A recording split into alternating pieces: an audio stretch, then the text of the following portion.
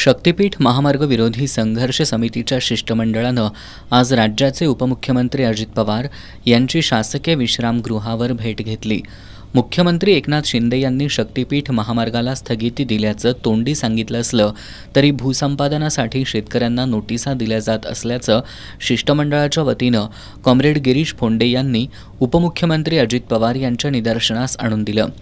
त्यामुळे आपला देखील या महामार्गाला विरोध आहे, आपण निधीच देणार नाही, त्यामुळे शक्तीपीठ महामार्ग होणार नाही अशी ग्वाही त्यांनी शिष्टमंडळाला दिली।